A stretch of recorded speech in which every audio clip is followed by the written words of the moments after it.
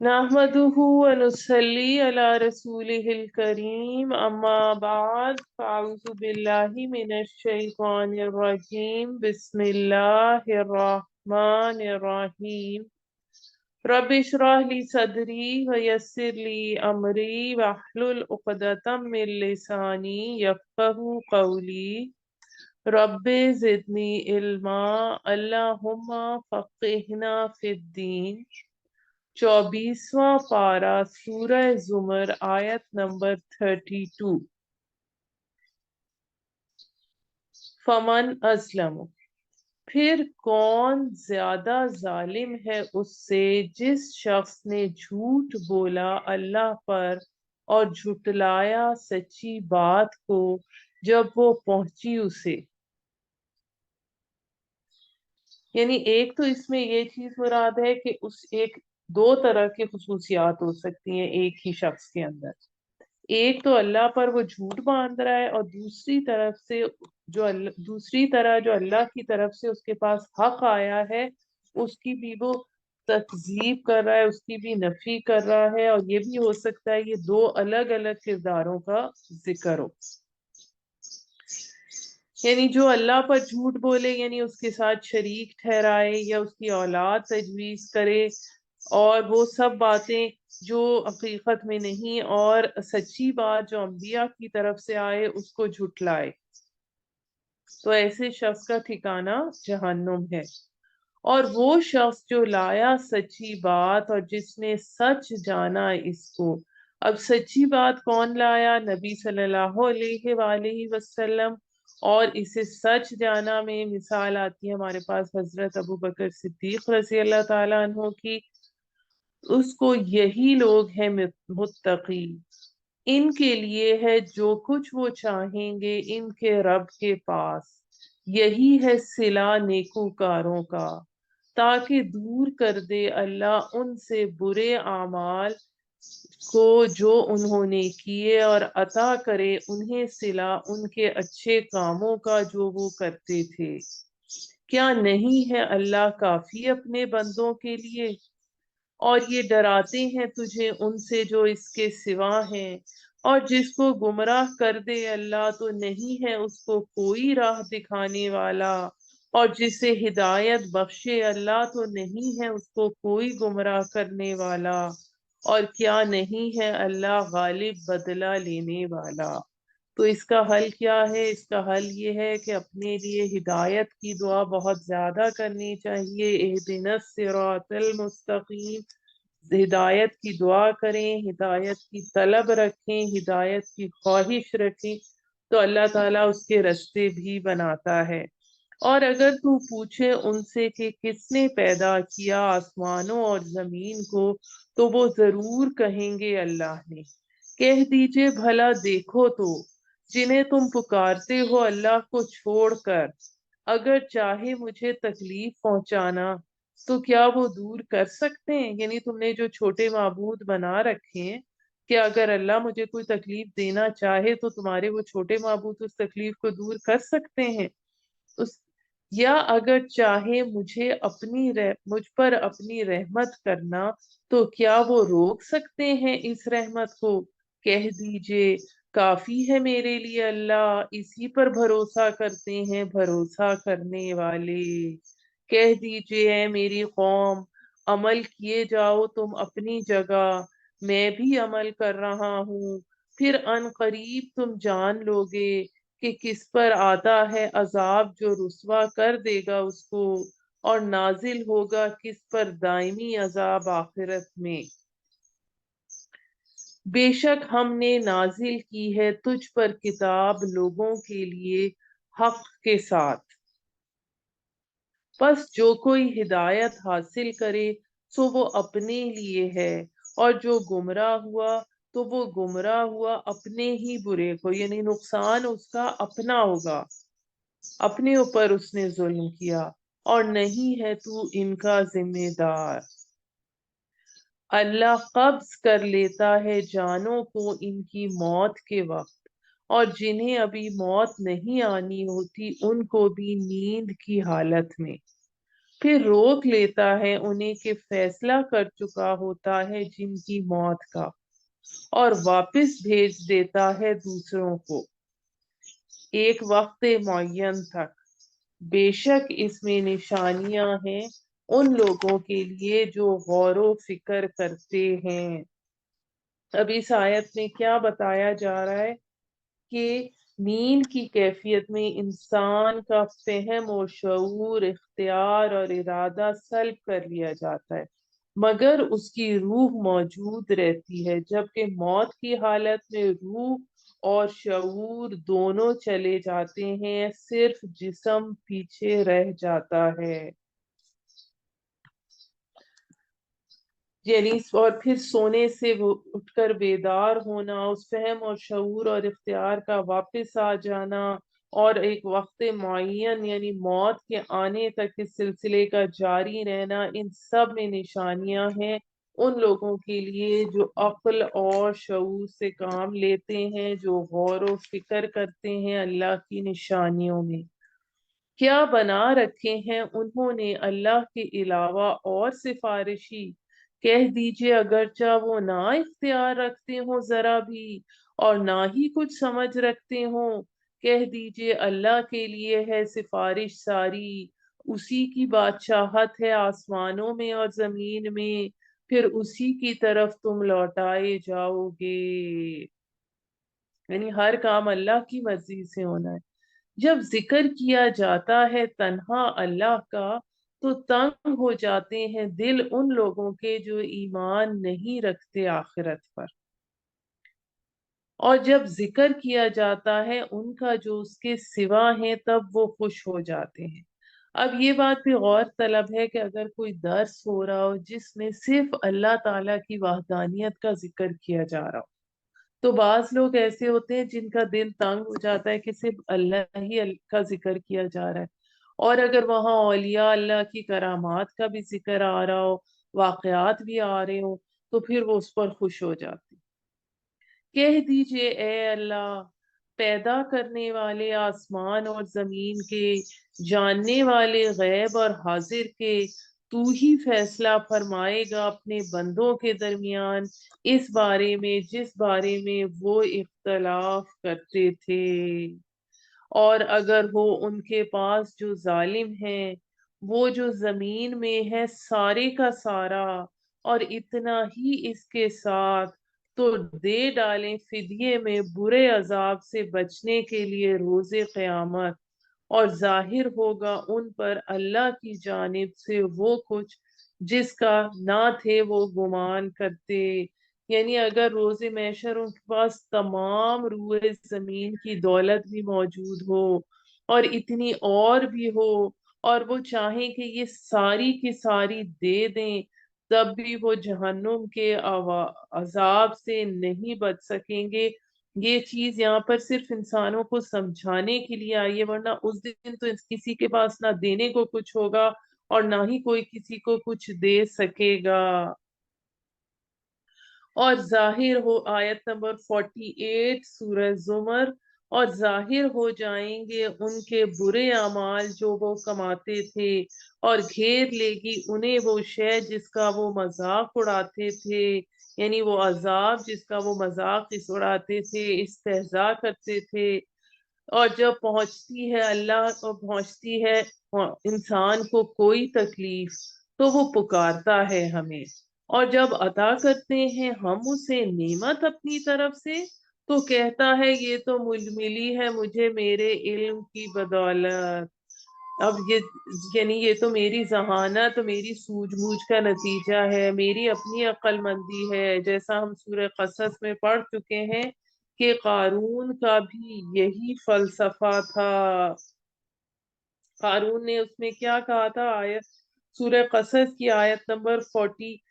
آیت نمبر 78 میں آتا ہے، انما اوتیتہ علی علم عندی، یہ سب کچھ مجھے اپنی ذہانت اور فطانت کی وجہ سے ملا ہے، بلکہ یہ ایک آزمائش ہے، لیکن اکثر ان میں سے نہیں جانتے۔ تحقیق کہہ چکے یہی بات وہ لوگ جو ان سے پہلے تھے، تو کچھ کام نہ آیا ان کے جو انہوں نے کمایا تھا۔ پھر آج ہمارے لیے بھی یہ بہت غور طلب بات ہے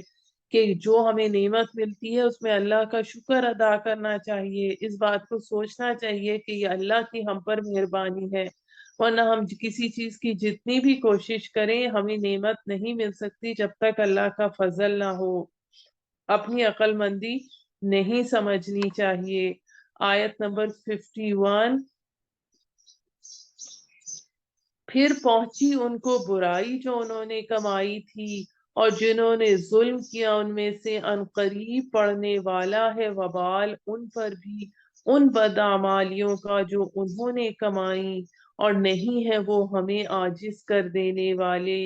کیا نہیں جانتے وہ کہ بے شک اللہ ہی فراخ کرتا ہے روزی جس کے لیے چاہے، اور نپی تلی دیتا ہے جسے چاہے۔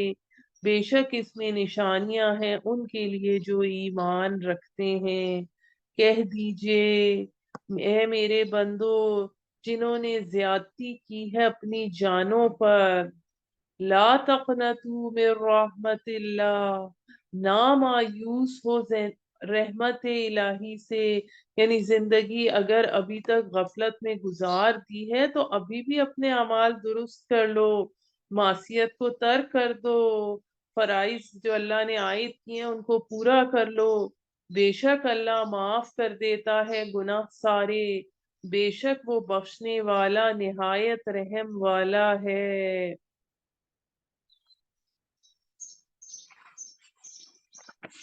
یعنی اللہ تعالیٰ نے جب تک موت کا غرغرہ نہیں آ جاتا اللہ تعالیٰ نے تمہیں موقع دیا ہوا ہے،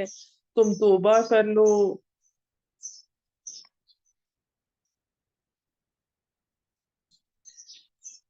اس کے حوالے سے ہم سورہ فرقان میں بھی پڑھ چکے ہیں۔ سورہ فرقان کی آیت نمبر 70 اور 71 میں إِلَّا مَن تَابَ وَآمَنَ وَعَمِلَ عَمَلًا صَالِحًا فَأُولَئِكَ يُبَدِّلُ اللَّهُ سَيِّئَاتِهِمْ حَسَنَاتٍ وَكَانَ اللَّهُ غَفُورًا رَّحِيمًا وَمَن تَابَ وَعَمِلَ صَالِحًا فَإِنَّهُ يَتُوبُ إِلَى اللَّهِ مَتَابًا، سوائے اس کے جس نے توبہ کی اور ایمان لایا اور نیک عمل کیے تو ایسے لوگوں کی برائیوں کو اللہ نیکیوں سے بدل دیتا ہے، اور اللہ غفور اور رحیم ہے۔ اور جس نے توبہ کی اور نیک اعمال کیے تو یہی شخص توبہ کرتا ہے اللہ کی جناب میں جیسا کہ توبہ کرنے کا حق ہے۔ یعنی تو توبہ تبھی قابل قبول ہوگی جب وہ اعمال درست ہو جائیں اور آئندہ نہ کرنے کا پختہ ارادہ ہو۔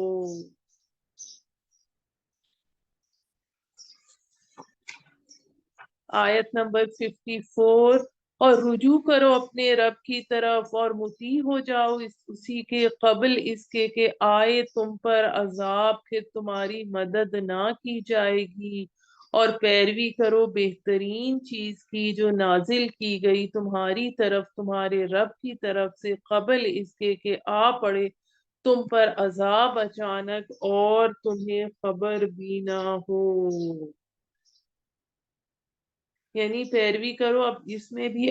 جیسے ہمارے پاس اس سے پہلے آیت نمبر 18 میں آ چکا ہے فَيَتَّبِعُونَ أَحْسَنَ، یعنی قرآن جو تمہیں بتا رہا ہے اس کے مختلف درجات ہیں، اس میں پہل کرو، جیسا کہ ہم نے سورہ نساء کی آیت نمبر 69 میں بھی 4 مدارج کا پڑھا ہے، جس میں پہلا درجہ انبیاء کرام کا، دوسرا درجہ صدیقین کا، تیسرا شہداء کا، اور چوتھا صالحین کا۔ مبادہ کہے کوئی شخص ہائے افسوس اس پر جو کوتاہی کرتا رہا میں اللہ کے حق میں، اور کہ میں تھا ٹھٹھا کرنے والوں میں سے۔ یا کہے وہ کہ اگر اللہ مجھے ہدایت دیتا تو میں بھی ہوتا متقیوں میں سے۔ اب یہاں پر یہ چیز غور طلب ہے کہ انسان اس وقت یہ نہ سوچے کہ میں نے تو اپنے سٹیٹس کو اپنا معبود بنا لیا تھا، سٹیٹس کے لیے میں نے تن من دھن سب کچھ اپنا اسٹیٹس مینٹین کرنے کے لیے لگایا ہوا تھا، دنیا کے مال اور متاع کو اپنا معبود سمجھ رکھا تھا، اور اللہ اور اس کے دین اور آخرت کی باتوں پر کبھی دھیان نہیں دیا تھا۔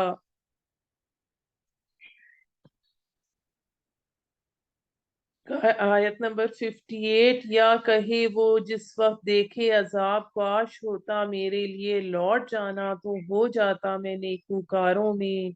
ہاں آئی تھی تمہارے پاس میری آیتیں، پھر جھٹلایا تم نے انہیں اور تکبر کیا، اور تھا تو کافروں میں سے۔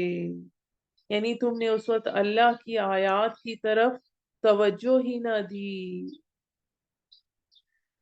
اور روز قیامت دیکھو گے تم جنہوں نے جھوٹ باندھا اللہ پر کہ ان کے چہرے سیاہ ہیں، کیا نہیں ہے جہنم میں ٹھکانہ تکبر کرنے والوں کا۔ اور نجات دے گا اللہ ان لوگوں کو جنہوں نے تقوی اختیار کیا، ان کی کامیابی کے سبب نہ پہنچے گی انہیں کوئی تکلیف اور نہ وہ غمگین ہوں گے۔ یعنی اللہ تعالیٰ ان کے جنت میں ان کے درجات، ان کے مراتب کے مطابق انہیں ان مقامات پر پہنچا دے گا جس طرح انبیاء کو، صدیقین کو، شہداء کو اور صالحین کو، کہ وہ اپنے اپنے مقامات پر پہنچیں گے۔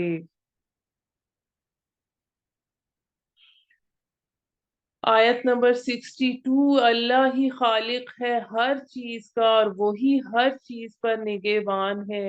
اسی کے پاس کنجیاں ہیں آسمانوں اور زمین کی، اور جن لوگوں نے کفر کیا اللہ کی نشانیوں کا تو وہی ہیں خسارہ اٹھانے والے۔ کہہ دیجئے کیا تم غیر اللہ کے بارے میں کہتے ہو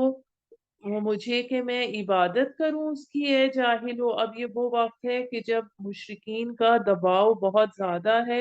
اور یہ یہاں سے شروع ہو رہے ہیں اس صورت کے آخری دو رکوع، ان میں بہت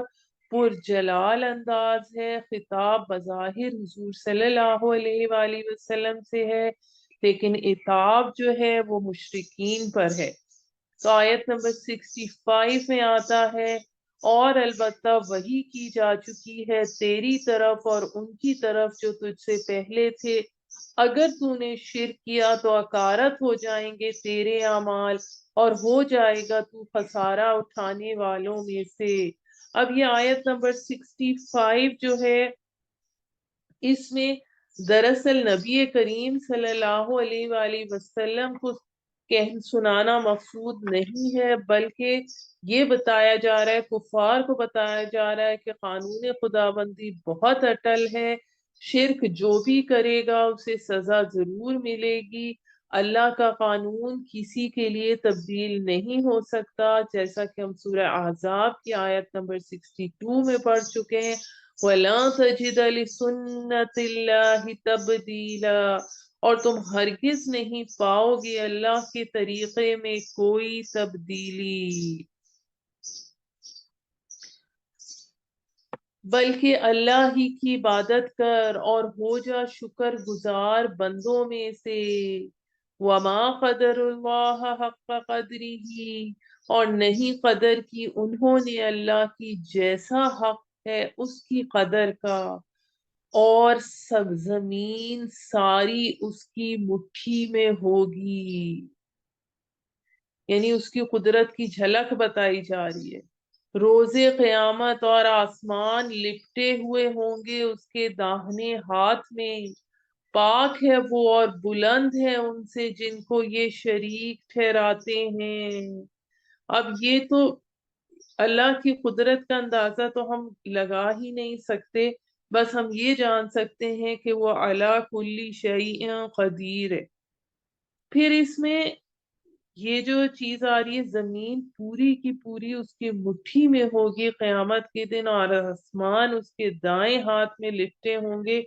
تو انسانی فکر اور انسانی خیال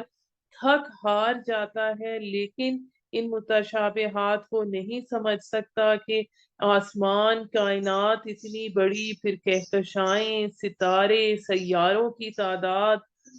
اور پھر ایک ایک ستارے کی جسامت، اور پھر ان کے بیچ میں فاصلے، تو یہ اللہ تعالیٰ ہی کی قدرت کی نشانی ہے، کیونکہ وہ پاک اور بلند ہے، اور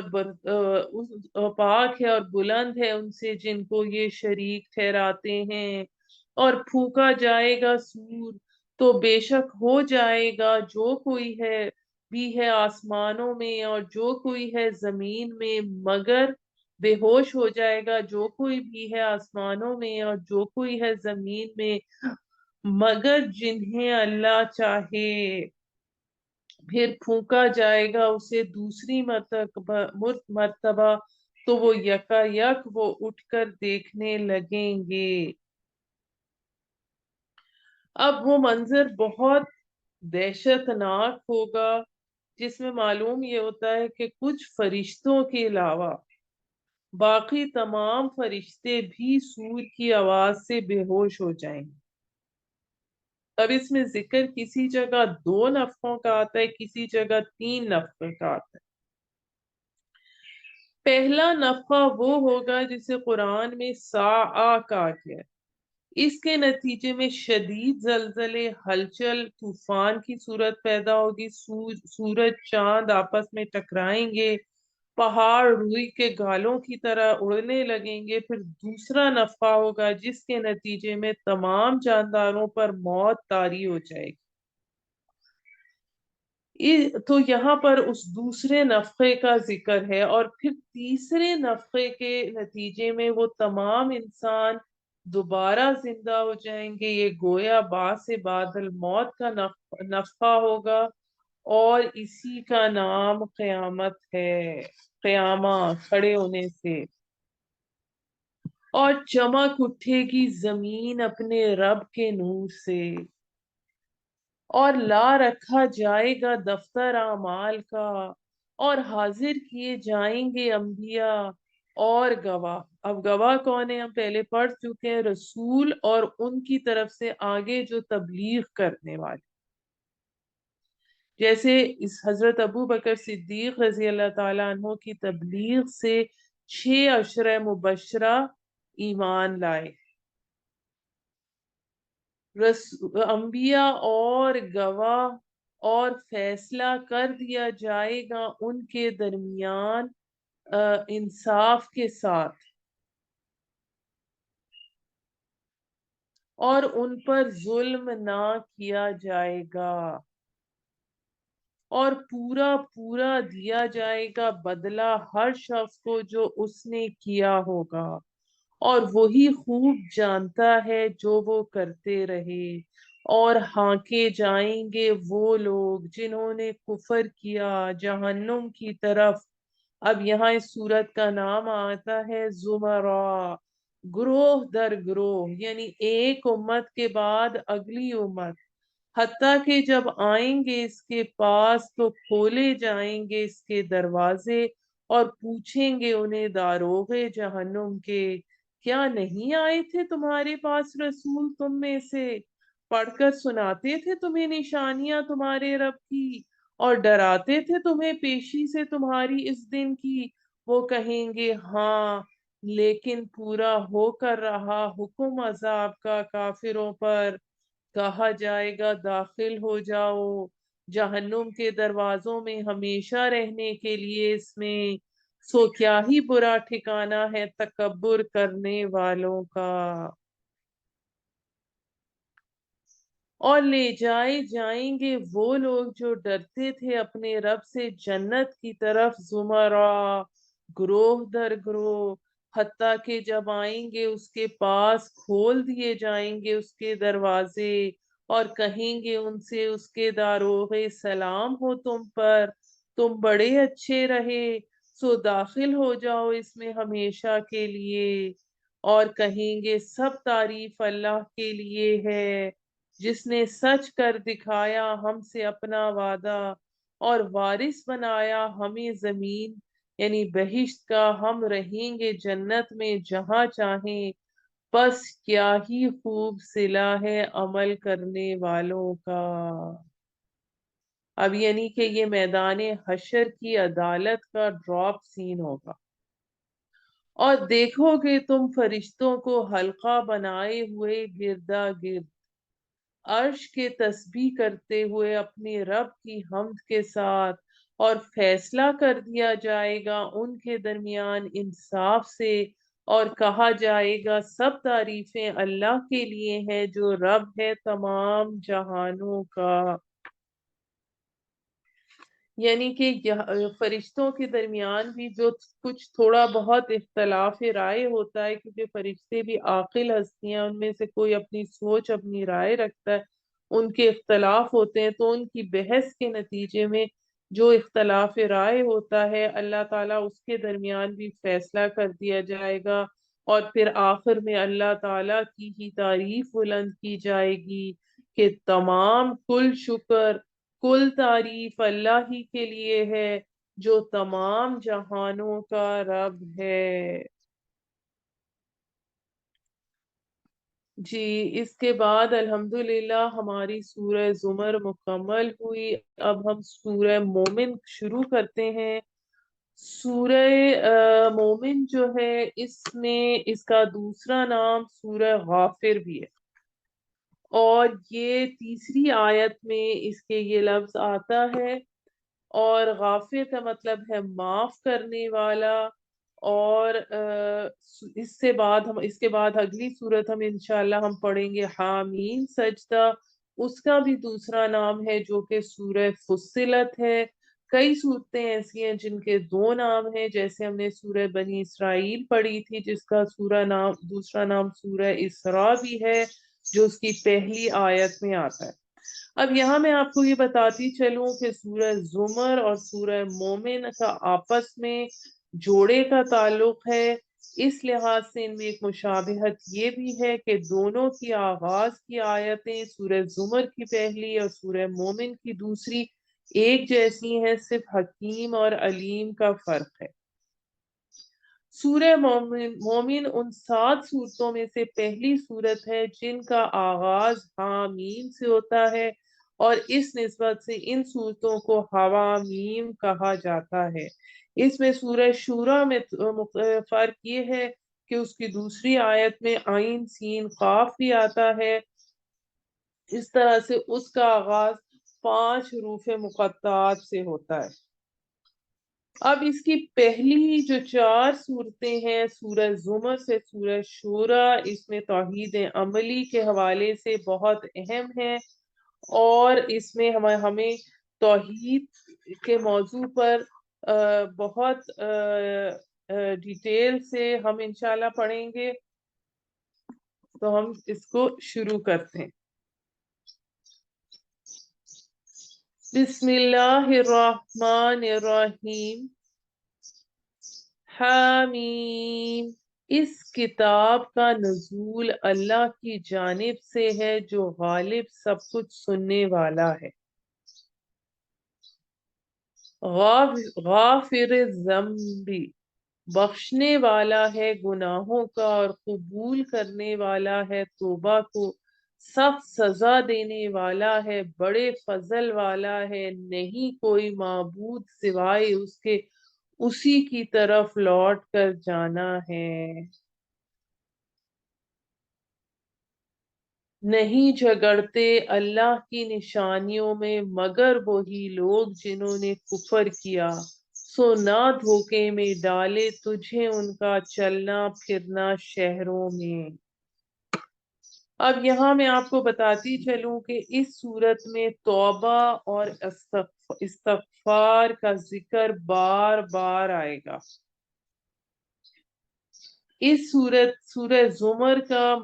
زمر کا مرکزی مضمون تھا توحید فی العبادہ، عبادت میں توحید، اور سورہ مومن کا مرکزی مضمون ہے توحید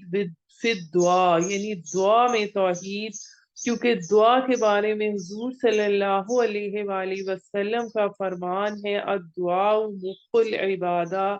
یعنی دعا عبادت کا جوہر ہے۔ دوسری جگہ آتا ہے الدعاء هو العبادہ، دعا ہی اصل عبادت ہے۔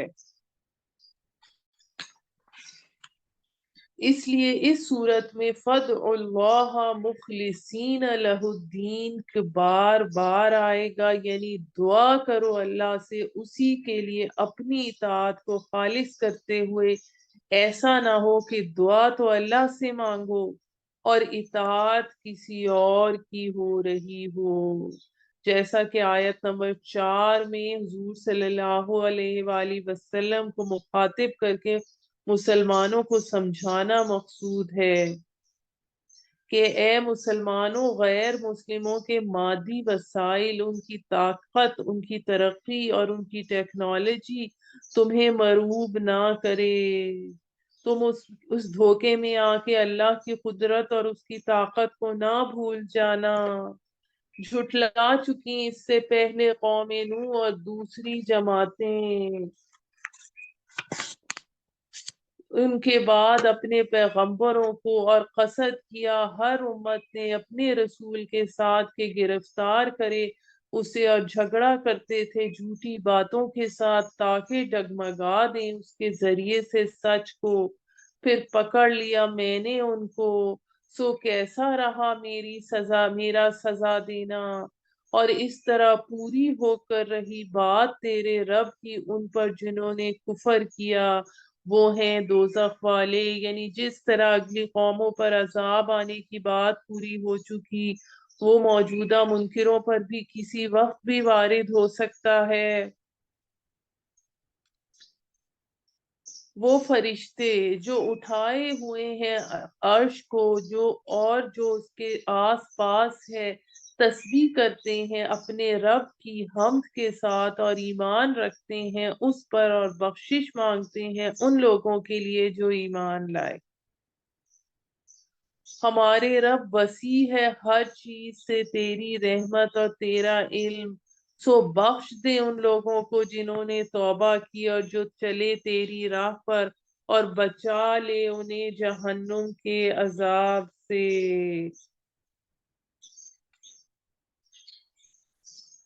یعنی یہاں پر ایک جو سورہ زمر کی آخری آیت میں ہم ایک نقشہ تھا میدان حشر کا کہ اس میں عدالت الہی کا اختتامی منظر دکھایا گیا تھا کہ فرشتے عرش کو گھیرے ہوئے ہوں گے، اپنے رب کی تسبیح کر رہے ہوں گے، تو یہاں ملائکہ کا ذکر دوبارہ سے آ رہا ہے کہ وہ کہہ رہے ہیں کہ ہم تجھے کیا عرض کریں، تجھے ہر شے کا علم ہے، تیری رحمت ہر چیز کو اپنے گود میں لیے ہوئے ہے، پھر بھی ہم تجھ سے درخواست کرتے ہیں کہ اہل زمین میں جو نیک لوگ ہیں ان کے لیے استغفار کرتے ہیں، اے اللہ تو ان کی خطائیں بخش دے، ان سے ان کے گناہ معاف فرما۔ اس آیت سے یہ بھی ثابت ہوتا ہے کہ قیامت کے دن مومنین کے حق میں فرشتے بھی شفاعت کریں گے، یہ شفاعت حقہ ہے۔ اے ہمارے رب داخل کر دے انہیں ابدی باغات میں جن کا وعدہ کیا تو نے ان سے، اور اسے بھی جو نیک ہو ان کے آبا اور ان کی بیویوں اور ان کی اولاد میں سے، بے شک تو ہی ہے غالب بڑی حکمت والا، اور بچا انہیں برائیوں سے،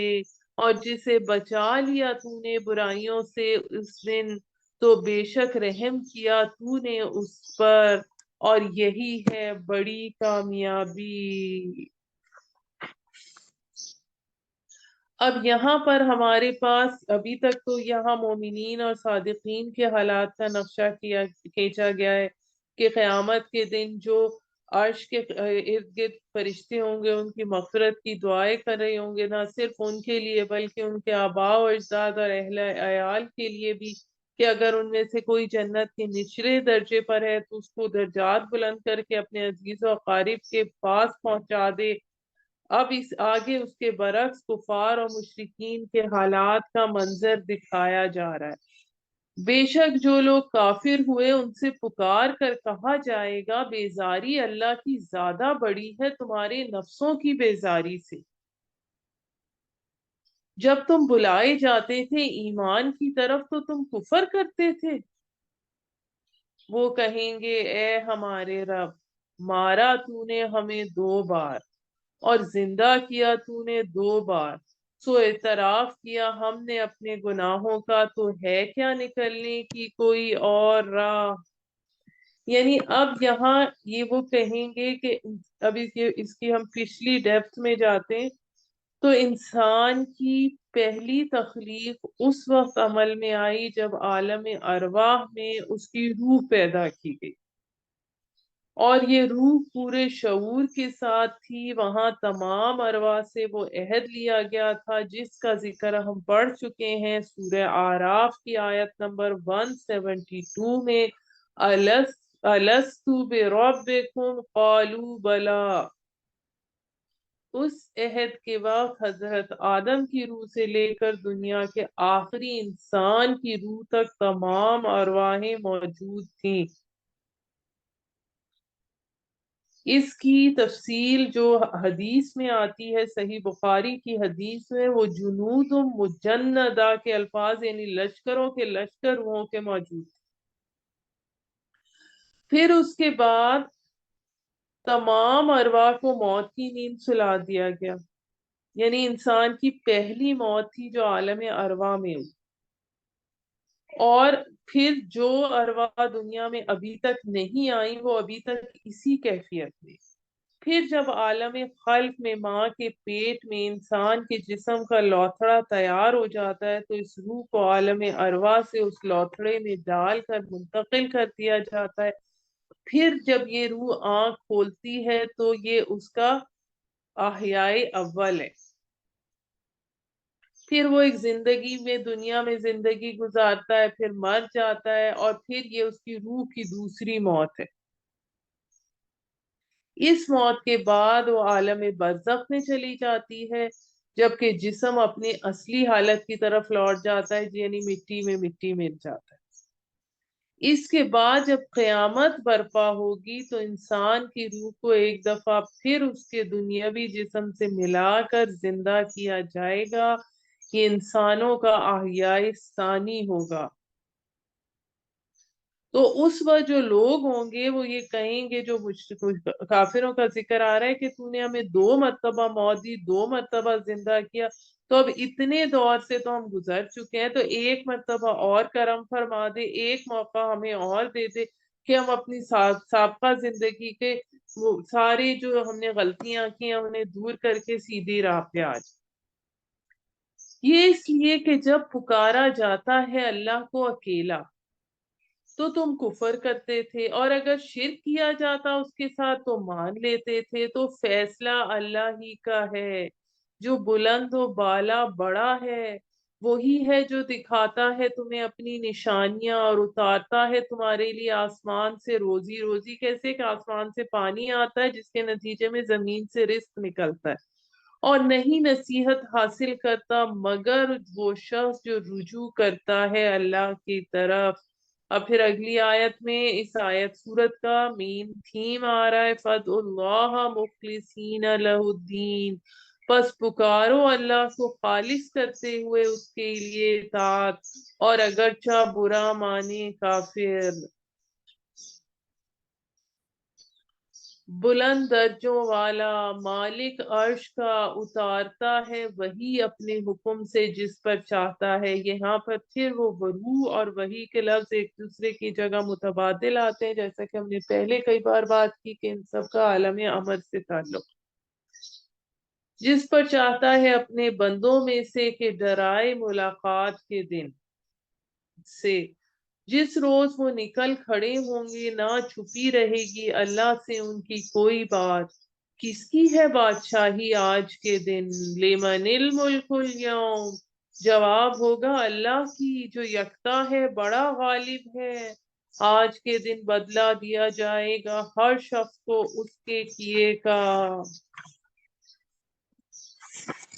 نہیں ظلم ہوگا آج کے دن، بے شک اللہ جلد حساب لینے والا ہے۔ اور ڈرا انہیں اس دن سے جو نزدیک ہے، جب دل اچھل کر حلق میں آ جائیں گے گھٹ گھٹ کر، اور نہ ہوگا ظالموں کا کوئی دوست اور نہ کوئی سفارشی جس کی بات مانی جائے۔ اللہ جانتا ہے نگاہوں کی چوری کو اور اسے بھی چھپا ہے سینوں میں، اور اللہ ہی فیصلہ کرے گا انصاف کے ساتھ۔ اور جن کو وہ پکارتے ہیں اللہ کو چھوڑ کر، نہیں فیصلہ کر سکتے وہ کچھ بھی، بے شک اللہ ہی ہے سب سننے والا دیکھنے والا۔ کیا نہیں چلے پھرے یہ لوگ زمین میں، کہ وہ دیکھتے کیسا ہوا انجام ان لوگوں کا جو تھے ان سے پہلے، اور وہ زیادہ سخت تھے ان سے طاقت میں، اور جو آثار عمارتیں زمین پر چھوڑ گئے جیسے عاد اور سمود، سو پکڑ لیا اللہ نے ان کے گناہوں کے سبب، اور نہ کوئی تھا ان کو بچانے والا۔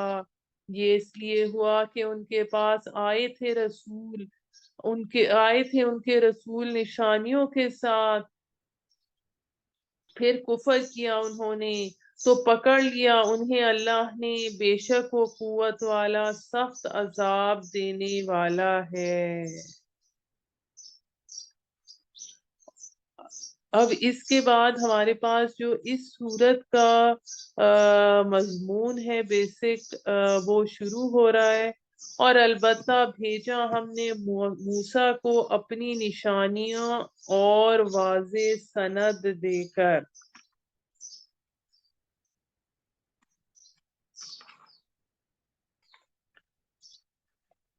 بطرف فرعون اور حامان اور قارون کے تو وہ کہنے لگے جادوگر ہے جھوٹا۔ اب یہاں پر ہم اس کی تھوڑی سی ڈیٹیل ڈسکس کرتے ہیں۔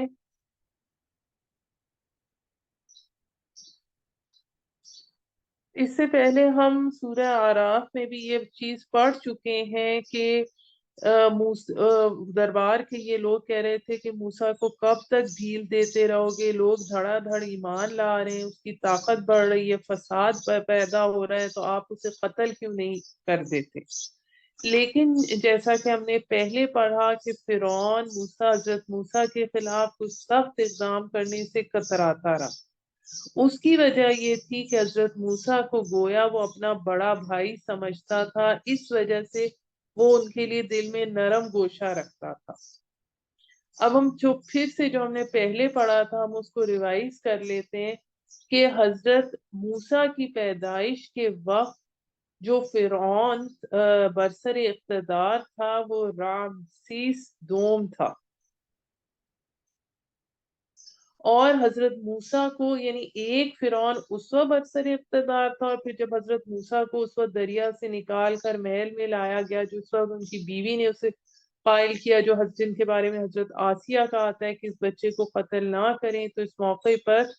انہوں نے جو سورہ قصص میں ہم نے پڑھا آیت نمبر 9 میں، وَقَالَتِ امْرَأَتُ فِرْعَوْنَ قُرَّةُ عَيْنٍ لِّي وَلَكَ لا تقتلوه عسى أن ينفعنا أو نتخذه ولدا۔ اور فرعون کی بیوی نے کہا یہ آنکھوں کی ٹھنڈک ہے اور میرے لیے بھی اور تمہارے لیے بھی، تم اسے قتل مت کرو، ممکن ہے یہ ہمیں کوئی فائدہ پہنچائے یا ہم اسے بیٹا بنا لیں۔ لیکن اس وقت تک فرعون بے اولاد تھا، اس کے بعد اس کے ہاں بیٹا پیدا ہوا، اور وہ حضرت موسیٰ سے ظاہر ہے چھوٹا تھا، یہ دونوں اکٹھے جوانی کی عمر کو پہنچے۔ پھر وہ واقعہ پیش آیا جس میں حضرت موسیٰ کے ہاتھوں ایک قبطی کا قتل ہو گیا، آپ مدین چلے گئے۔ مدین سے آپ کی واپسی کے زمانے میں بڑا فرعون زندہ تھا، لیکن اس نے اپنے امور سلطنت جو تھے اپنے بیٹے من فتح کو سونپ دیے، اور اس وقت اب وہ بیٹا یعنی جو حضرت موسیٰ کے چھوٹے بھائی کی طرح پلا بڑا تھا، وہ اس وقت کا حکمران تھا، یعنی وہ آپ کا بچپن کا ساتھی تھا، اور اس وجہ سے بڑے بڑے سرداروں کے پرزور مطالبے کے باوجود کئی سال تک وہ حضرت موسیٰ کے خلاف بہت سخت اس نے اقدام نہیں کیا۔ اور پھر جب کوئی اور حل نہ اس کے پاس نکلا تو اس نے آپ کی قوم کو نشانہ بنایا کہ بنی اسرائیل کے یہاں پیدا ہونے والے لڑکوں کو قتل کر دیا جائے، بیٹیوں کو زندہ رہنے دیا جائے۔ اب یہاں پر ہمارے پاس آیت نمبر 25 جو آ رہی ہے کہ پھر جب وہ پہنچا ان کے پاس حق لے کر ہمارے یہاں سے، تو کہنے لگے کہ قتل کر ڈالو ان کے بیٹوں کو جو ایمان لائے اس کے ساتھ، اور زندہ رہنے دو ان کی عورتوں کو، اور نہیں تھی تدبیر کافروں کی مگر سراسر گمراہی میں۔ اب اس کے بعد کیا ہو رہا ہے کہ فرعون جو ہے وہ مشورہ کر رہا ہے دربار میں، اور کہا فرعون نے چھوڑ دو مجھے کہ قتل کر ڈالوں موسیٰ کو، اور وہ پکار دیکھے اپنے رب کو، بے شک مجھے ڈر ہے کہ وہ بدل دے گا تمہارے دین کو، یا وہ پھیلائے گا زمین میں فساد۔ اور کہا موسیٰ نے کہ بے شک میں پناہ لے چکا ہوں اپنے رب اور تمہارے رب کی ہر متکبر سے جو ایمان نہیں رکھتا روز حساب پر۔ اب یہ وہ صورتحال ہے جب حضرت موسیٰ علیہ السلام کے قتل کی قرارداد جو ہے وہ منظور ہو رہی ہے۔ تو پھر اس وقت اس کے بعد جو آگے آ رہا ہے، جو اس صورت کا خاص مضمون ہے، وہ یہ ہے کہ ایک شخص تھا جو کہ مومن آل فرعون تھا، جو فرعون کے دربار میں بڑے مرتبے پر فائز تھے، اور حضرت موسیٰ کی دعوت دوسرے لوگوں کی طرح ان تک بھی پہنچی۔ اس دعوت کے نتیجے میں اللہ تعالیٰ نے ان کا سینہ کھول دیا تھا، اور وہ ایمان لے آئے تھے، لیکن مصلحت کی وجہ سے اپنے ایمان کا اظہار نہیں کیا تھا۔ پھر جب فرعون نے اپنی کابینہ کے سامنے حضرت موسیٰ کے قتل کی تجویز رکھی تو پھر وہ خاموش نہ رہے، اور پھر انہوں نے ایک تقریر کی، اور اللہ تعالیٰ نے ان کی اس حق گوئی اور بے باکی کی تعریف یوں فرمائی کہ پوری تقریر کو قرآن مجید کا حصہ بنا دیا۔ نہ وہ نبی تھے اور نہ رسول تھے، لیکن ان کی طویل تقریر جس شان سے اللہ تعالیٰ نے بیان قرآن مجید میں فرمائی ہے، اس کی کوئی مثال قرآن میں کسی نبی یا رسول کی تقریر کے حوالے سے بھی نہیں ملتی۔ اس سے ہمیں یہ بھی پتہ چلتا ہے کہ اللہ تعالیٰ کس طرح شان سے اپنے بندوں کی قدر افزائی کرتا ہے۔ تو یہاں سے ہمارے پاس یہ شروع آیت نمبر 28 ہم پڑھتے ہیں۔ اور کہا ایک مومن شخص نے جو آل فرعون میں سے تھا، چھپاتا تھا اپنا ایمان، کیا تم قتل کرتے ہو ایک شخص کو اس لیے کہ وہ کہتا ہے کہ میرا رب اللہ ہے، اور بلا شبہ وہ آیا ہے تمہارے پاس کھلی نشانیاں لے کر تمہارے رب کی طرف سے، اور اگر وہ جھوٹا ہوگا تو اسی پر پڑے گا وبال اس کے جھوٹ کا، اور اگر وہ سچا ہے تو پہنچ کر رہے گا تمہیں کچھ نہ کچھ اس عذاب کا جس کا وہ تم سے وعدہ کرتا ہے۔ بے شک اللہ نہیں ہدایت دیتا اسے جو ہے حد سے گزرنے والا جھوٹا۔ اے میری قوم تمہیں حاصل ہے بادشاہی، آج تم غالب ہو ملک میں، پھر کون مدد کرے گا ہماری عذاب الہی سے اگر وہ آ پڑا ہم پر۔ کہا فرعون نے نہیں دکھلاتا تمہیں مگر وہ جو میں دیکھتا ہوں، اور نہیں راہ دکھاتا میں تمہیں مگر جس راہ میں بھلائی ہے۔ اب پھر وہ مومن کے آل فرعون کہہ رہے ہیں، اور کہا اس نے جو ایمان والا تھا اے میری قوم بے شک مجھے خوف ہے کہ تم پر آ جائے پہلی امتوں جیسا دن، جیسا حال ہوا قوم نوح اور عاد اور سمود کا اور ان لوگوں کا جو ان کے بعد ہوئے، اور نہیں اللہ چاہتا ظلم کرنا بندوں پر۔ اور اے میری قوم بے شک مجھے ڈر ہے تم پر پکار کے دن کا، جس دن تم بھاگو گے پیٹھ پھیر کے، نہیں ہوگا تمہیں کوئی اللہ سے بچانے والا، اور جسے گمراہ کر دے اللہ تو نہیں ہے کوئی راہ دکھلانے والا۔ اور البتہ آیا تمہارے پاس یوسف۔ اس سے ہمیں یہاں سے یہ بھی پتہ چلتا ہے کہ حضرت یوسف اور حضرت موسیٰ کے درمیان کوئی نبی نہیں تھے۔ تمہارے پاس یوسف اس سے پہلے دلیلوں کے ساتھ، یعنی کہ خوابوں کی تعبیر دی تھی، ملک کو بچایا تھا،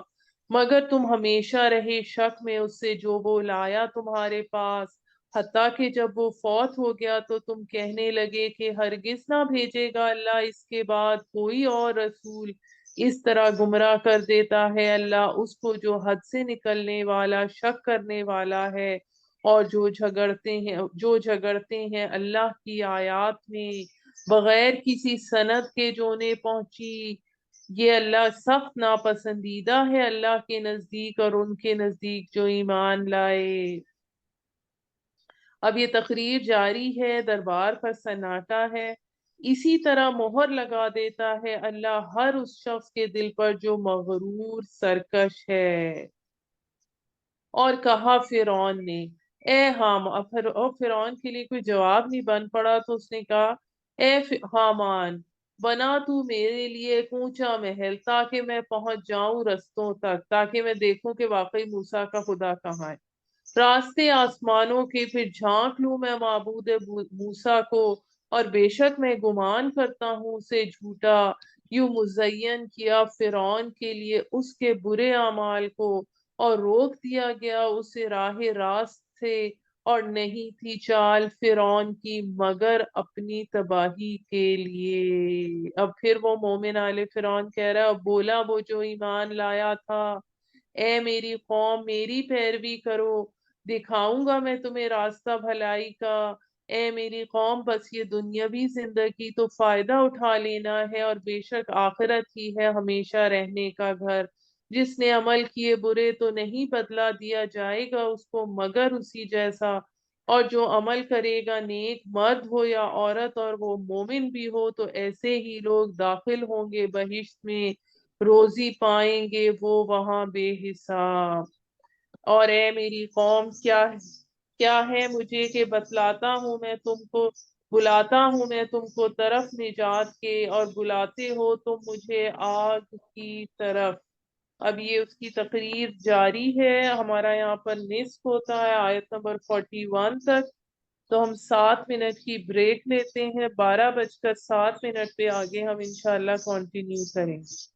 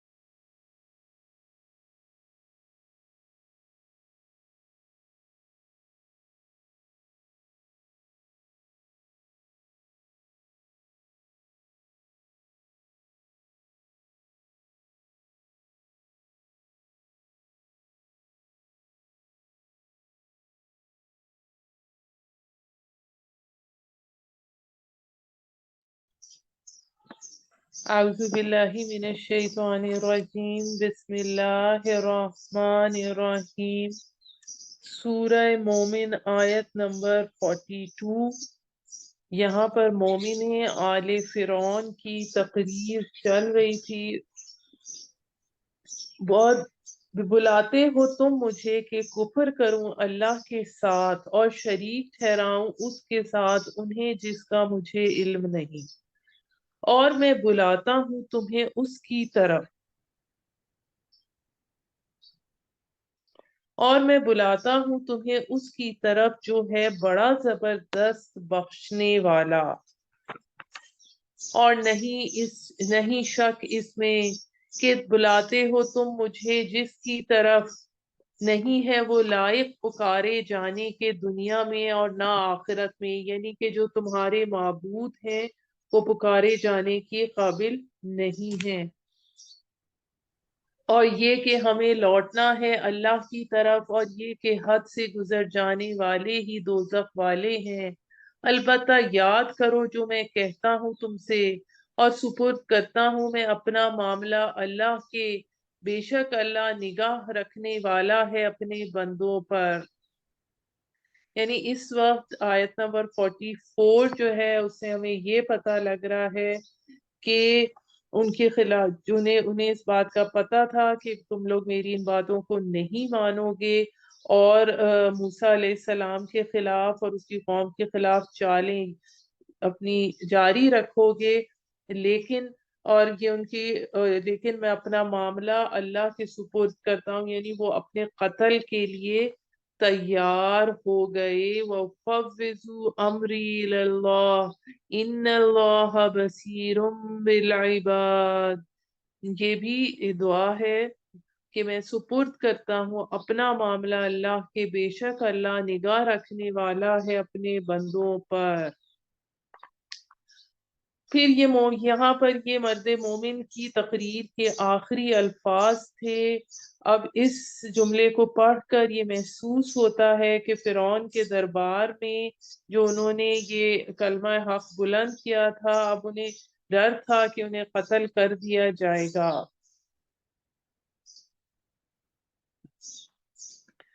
پھر بچا لیا اس کو اللہ نے ان برائیوں سے جن کی انہوں نے تدبیر کی، اور گھیر لیا آل فرعون کو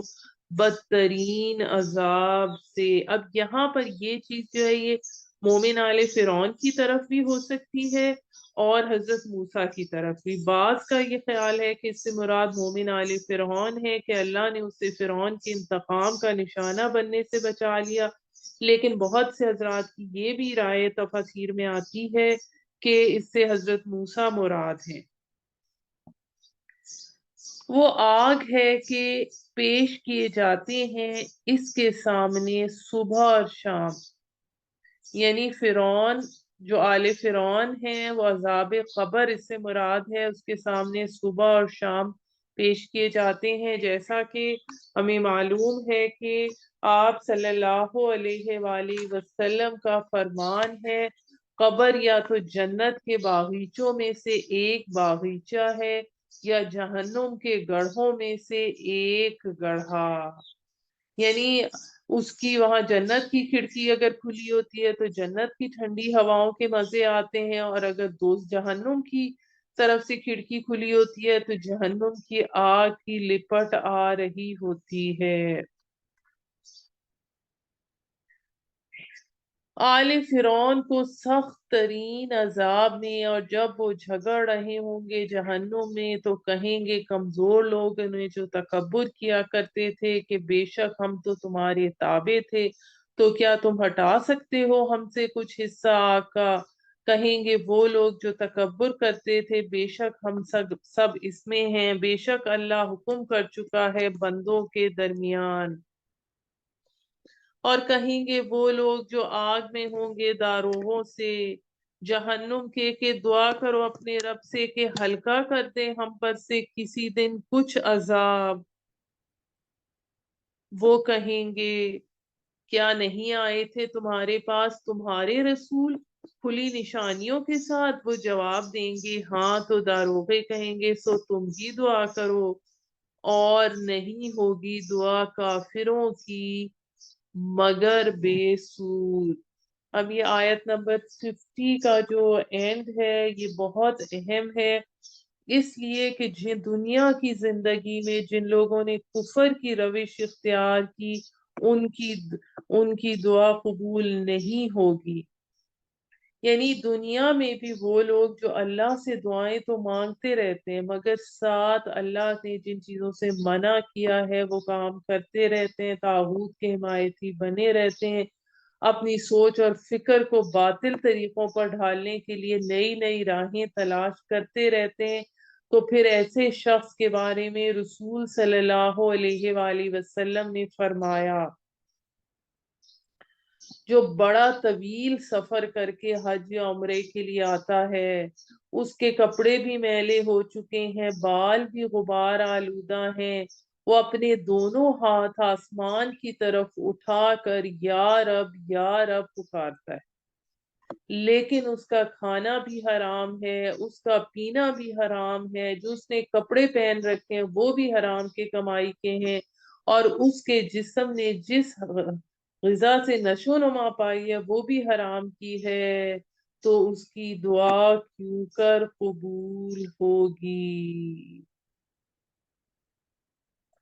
تو اللہ تعالیٰ نے یہ بات اس آیت میں یہ بہت اچھی طرح سمجھا دی ہے، جس طرح حج کے بارے میں اللہ تعالیٰ نے فرمایا ہے کہ وَمَن كَفَرَ فَإِنَّ اللَّهَ غَنِيٌّ عَنِ الْعَالَمِينَ، آیت نمبر 97 میں آتا ہے سورہ آل عمران کی، جس نے کفر کیا تو جو جان لے کہ اللہ بے نیاز ہے تمام جہان والوں سے، یعنی جس نے صاحب استطاعت ہو کر بھی حج نہیں کیا تو گویا کہ اس نے کفر کیا۔ اسی طرح نماز کے بارے میں آتا ہے ما ترک الصلاة متعمدا فقد کفر جہارا، جس نے جان بوجھ کر نماز چھوڑ دی اس نے اعلانیہ کفر کیا۔ تو یہ ساری چیزیں پھر ہم یہ کہتے ہیں کہ ہماری دعا قبول نہیں ہوتی، تو یہ ان سب سوالات کا جواب ہے۔ نماز جان بوجھ کر کسی صورت میں بھی نہیں قضا کرنی چاہیے۔ بے شک ہم ضرور مدد کرتے ہیں اپنے رسولوں کی اور ان کی جو ایمان لائے دنیاوی زندگی میں اور اس روز بھی جب کھڑے ہوں گے گواہ، جس دن نہ نفع دے گی ظالموں کو ان کی معذرت، اور ان کے لیے ہے لعنت اور ان کے لیے ہے برا گھر۔ اور البتہ عطا کی تھی ہم نے موسیٰ کو ہدایت اور وارث بنایا ہم نے بنی اسرائیل کو کتاب کا، ہدایت اور نصیحت عقل مندوں کے لیے،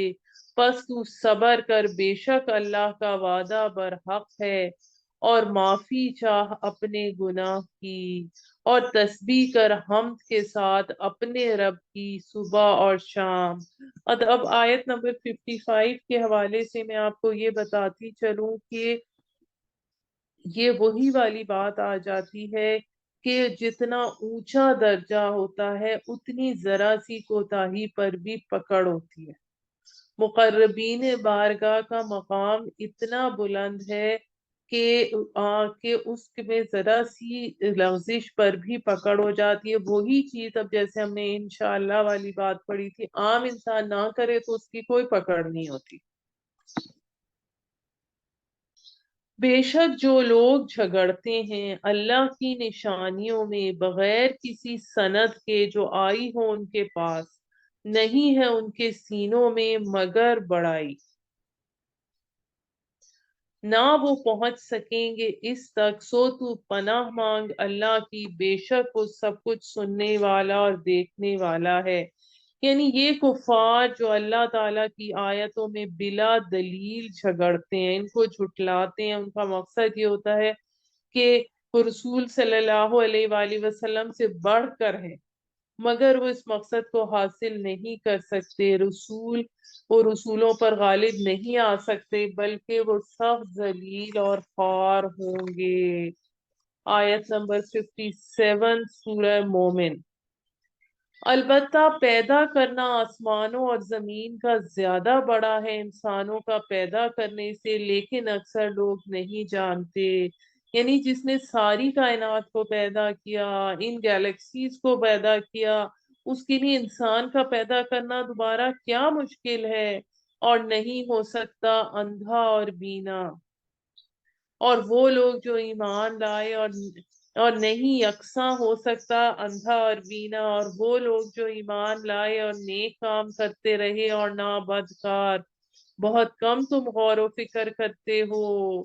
اور یقیناً قیامت آنے والی ہے، نہیں کوئی شک اس میں، لیکن اکثر لوگ یقین نہیں رکھتے۔ اور کہا تمہارے رب نے مجھ سے مانگا کرو، میں قبول کروں گا۔ استجب لکم، تمہاری دعا، بے شک جو لوگ سرتابی کرتے ہیں میری عبادت سے ان قریب داخل ہوں گے لذلیل اور خوار ہو کر۔ یعنی دعا، یہ سورت کا مرکزی مضمون آ رہا ہے، یعنی اگر تم میرے بندے ہو تو مجھ سے مانگو۔ انسان کا معاملہ یہ ہوتا ہے کہ اگر اس سے مانگا جائے تو اسے برا لگتا ہے، جبکہ اللہ سے اگر نہ مانگا جائے تو وہ ناراض ہوتا ہے۔ نبی کریم صلی اللہ علیہ وآلہ وسلم کا فرمان ہے کہ رات کے پچھلے پہر اللہ تعالی سمائے دنیا پر نزول فرماتے ہیں، اور ایک ندا ہوتی ہے کوئی مانگنے والا کہ میں اسے عطا کروں، کوئی گناہوں کی معافی مانگنے والا کہ میں اسے معاف کر دوں، کوئی توبہ کرنے والا کہ میں اس کی توبہ قبول کروں، ہے کوئی پکارنے والا کہ میں اس کی پکار قبول کروں۔ یہ صحیح مسلم کی حدیث ہے کہ دعا اور عبادت دونوں لازم اور ملزوم ہیں۔ اللہ ہی ہے جس نے بنائی تمہارے لیے رات تاکہ سکون حاصل کرو اس میں، اور دن کو روشنی والا۔ بے شک اللہ بڑے ہی فضل والا ہے لوگوں پر، لیکن اکثر لوگ شکر نہیں کرتے۔ یہی ہے اللہ تمہارا پروردگار، خالق ہر چیز کا، اور نہیں ہے کوئی معبود مگر وہی۔ پھر کدھر تم بہکے جا رہے ہو؟ اسی طرح بہکے وہ لوگ جو کرتے تھے آیات الہیہ کا انکار۔ اللہ ہی ہے جس نے بنایا تمہارے لیے زمین کو ٹھہرنے کی جگہ، اور آسمان کو چھت، اور صورت بنائی تمہاری، پس کتنی اچھی بنائی تمہاری صورتیں، اور روزی کے طور پر عطا کی تمہیں پاکیزہ چیزیں۔ یہ ہے اللہ تمہارا رب، سو بابرکت ہے اللہ سب جہانوں کا رب۔ وہ زندہ جاوید ہے، نہیں ہے کوئی معبود مگر وہی۔ فَادْعُوهُ مُخْلِصِينَ لَهُ الدِّينَ، سو اس کو پکارو، اسی کو پکارو خالص کرتے ہوئے اس کے لیے دین کو۔ سب تعریفیں اللہ کے لیے ہیں جو رب ہے سارے جہانوں کا۔ یعنی بار بار ایک ہی حکم دہرایا جا رہا ہے، دعا اس سے مانگو وہ قبول کرے گا، مگر شرط یہ ہے کہ تمہاری اطاعت خالص اسی کے لیے ہونی چاہیے۔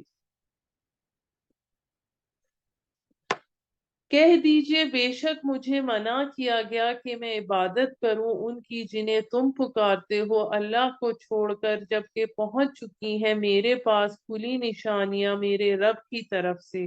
اور مجھے حکم ہوا ہے کہ تابع فرمان رہوں سب جہانوں کے رب کا۔ وہی ہے جس نے پیدا کیا تمہیں مٹی سے، پھر نطفے سے، پھر خون کے لوتھڑے سے، پھر نکالتا ہے تمہیں بچہ بنا کر، پھر پروان چڑھاتا ہے تاکہ تم پہنچ جاؤ اپنی جوانی کو، پھر تاکہ ہو جاؤ تم بوڑھے، اور تم میں کوئی وفات پا جاتا ہے پہلے ہی، یہ اس لیے تاکہ پہنچ جاؤ تم وقت مقررہ تک، اور یہ اس لیے کہ تاکہ تم سمجھو۔ یعنی اس بات کو سوچو اس بات پر غور کرو کہ جس نے تمہیں پہلی بار پیدا کیا، تمہیں بچپن، جوانی اور بڑھاپے کی حالتیں وارد کر کے پھر تمہیں موت دی، وہ اس بات پر قادر ہے کہ تم کو قیامت کے دن دوبارہ زندہ کرے گا۔ جو اس بات پر غور کرتے ہیں ان کو یہ بات سمجھ لیتے ہیں کہ اللہ قیامت کے روز دوبارہ زندہ کرے گا۔ وہی ہے جو زندہ کرتا ہے اور مارتا ہے، پھر جب فیصلہ کرتا ہے کسی کام کا تو بس حکم دیتا ہے اس کا کہ ہو جاؤ تو وہ ہو جاتا ہے۔ کیا نہیں دیکھا تو نے ان لوگوں کو جو جھگڑتے ہیں اللہ کی نشانیوں میں کہ وہ کہاں بھٹکے جا رہے ہیں؟ وہ لوگ جو جھگڑتے ہیں اس کی کتاب کو،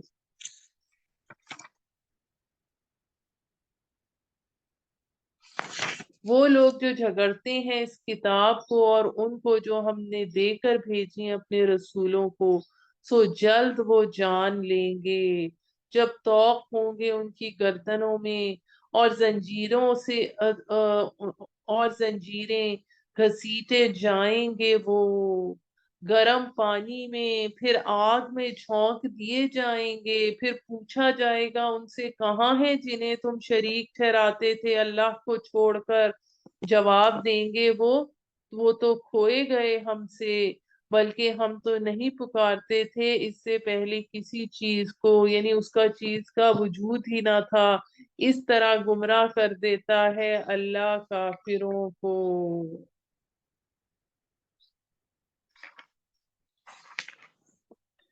یہ سزا اس لیے ہے کہ تم اتراتے تھے زمین میں ناحق، اور اس لیے کہ تم اکڑتے پھرتے تھے، یعنی تم دنیا کے مال و پتا پر اکڑ فو دکھاتے تھے کہ اس پر اتراتے تھے، فخر جتلاتے تھے۔ داخل ہو جاؤ جہنم کے دروازوں میں سے ہمیشہ رہنے کے لیے اس میں، سو کیا ہی برا ٹھکانہ ہے تکبر کرنے والوں کا۔ سو صبر کر، بے شک اللہ کا وعدہ سچا ہے، پھر یا تو دکھلائیں گے ہم تجھے وہ کچھ جس کا وعدہ ہم ان سے کر رہے ہیں، یا وفات دیں گے ہم تجھے تو ہماری ہی طرف لوٹنا ہے انہیں۔ یعنی اس میں یہ مضمون بھی قرآن میں کئی بار آ چکا ہے کہ جس عذاب کے بارے میں انہیں خبردار کیا جا رہا ہے یا تو وہ ان پر آپ کی زندگی میں آ سکتا ہے، اور یہ بھی ہو سکتا ہے کہ ان پر وہ برا وقت آپ کے دنیا سے چلا جانے کے بعد آئے، لیکن وہ اس سے بھاگ کر کہیں نہیں جا سکتے کیونکہ انہیں آنا تو بہرحال جانا تو اللہ ہی کے پاس ہے۔ اور البتہ بھیجے ہم نے رسول تجھ سے پہلے، ان میں سے بعض ہیں جن کا قصہ بیان کیا ہم نے تجھ سے، اور کچھ ان میں سے وہ ہیں کہ نہیں بیان کیا ہم نے ان کا حال تجھ سے۔ اور نہیں تھا کسی رسول کے اختیار میں کہ لے آتا کوئی نشانی مگر حکم الہی سے، پھر جب آیا حکم اللہ کا تو فیصلہ کر دیا گیا حق کے ساتھ، اور خسارے میں پڑ گئے اس وقت جھوٹے لوگ۔ یعنی بعض رسولوں کے حالات ہم نے آپ کو سنائے، بعض کے نہیں سنائے، لیکن کوئی بھی رسول اپنی مرضی سے کوئی معجزہ نہیں دکھا سکتا۔ اور یہ مضمون جو ہے یہ مکی صورتوں میں ہم کافی دفعہ پڑھ چکے ہیں، اسی کا تسلسل ہمیں یہاں نظر آ رہا ہے۔ اللہ ہی ہے جس نے بنائے تمہارے لیے چوپائے کے سوار ہو ان میں سے بعض پر اور بعض کو تم کھاتے ہو، اس لیے ان میں فائدے ہیں، اور تاکہ پہنچ سکو تم ان پر سوار ہو کر اس حاجت تک جو تمہارے دلوں میں ہے، اور ان کے اوپر اور کشتیوں پر سوار ہوتے ہو۔ سورہ نحل میں ہم یہ مضمون پڑھ چکے ہیں۔ اور دکھاتا ہے تمہیں اپنی نشانیاں، تو اللہ کی کن کن نشانیاں کا انکار کرو گے؟ کیا وہ نہیں چلے پھرے زمین میں تو دیکھتے کیسا ہوا انجام ان لوگوں کا جو ان سے پہلے تھے؟ وہ تھے زیادہ ان سے تعداد میں اور زیادہ طاقتور اور آثار کے اعتبار سے زمین میں، پھر کچھ کام نہ آیا جو وہ کماتے تھے، چاہے وہ قوم عاد ہو، قوم سمود ہو، قوم فرعون ہو، پھر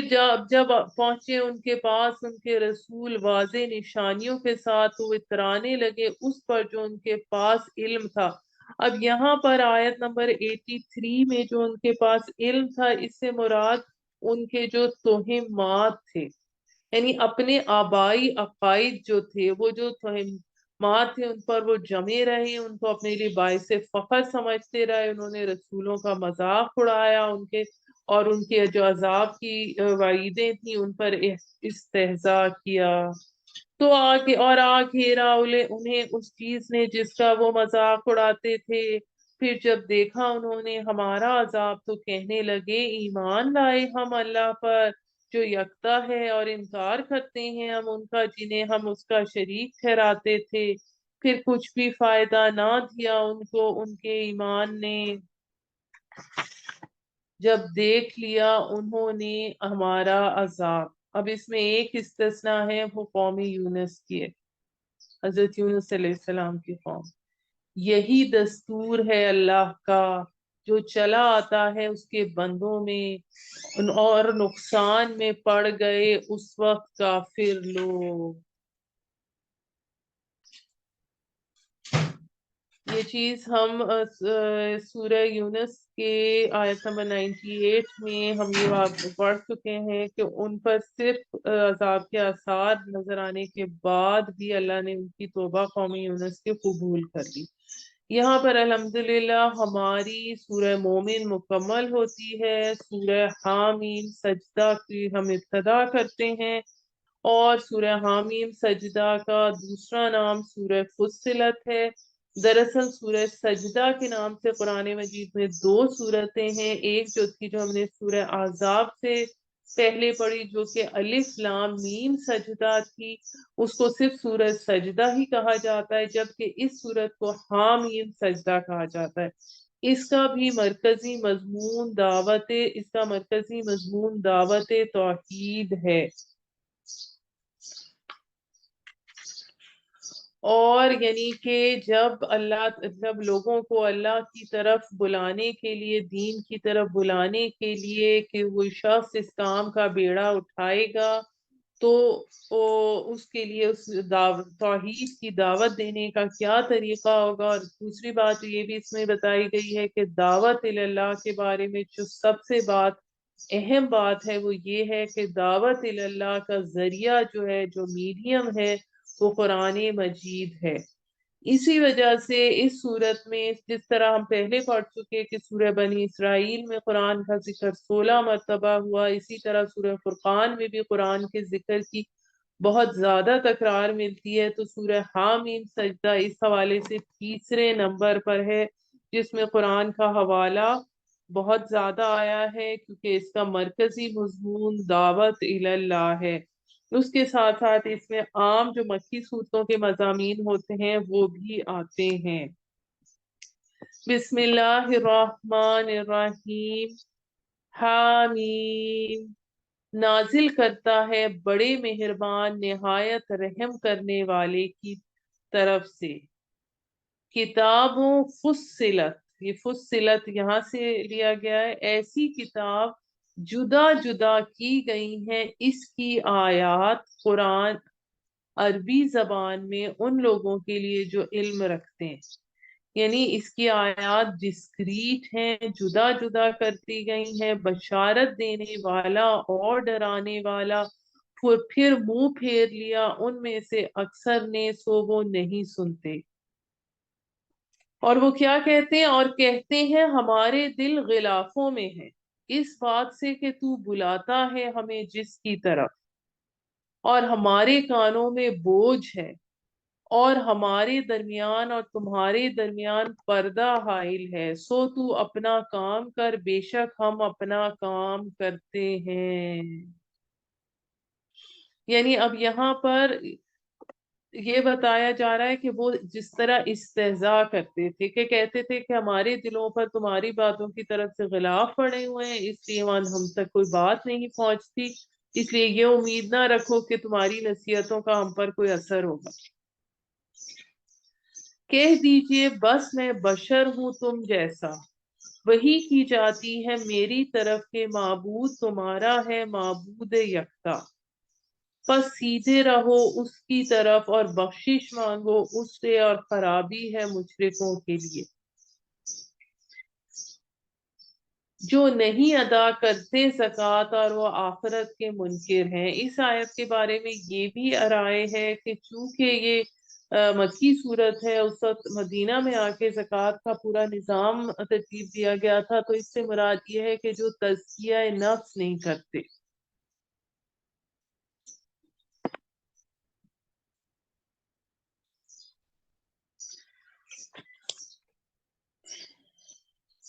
آیت نمبر 8، بے شک جو لوگ ایمان لائے اور انہوں نے عمل کیے نیک، ان کے لیے اجر ہے نہ ختم ہونے والا۔ کہہ دیجئے کیا تم انکار کرتے ہو اس ذات کا جس نے بنایا زمین کو 2 دن میں؟ اب یہاں پر میں آپ کو آیت نمبر 9 کے یہ حوالے سے، آیت نمبر 9 اور اس کے آگے کے حوالے سے بتاتی چلوں، جو ہم بہت جگہ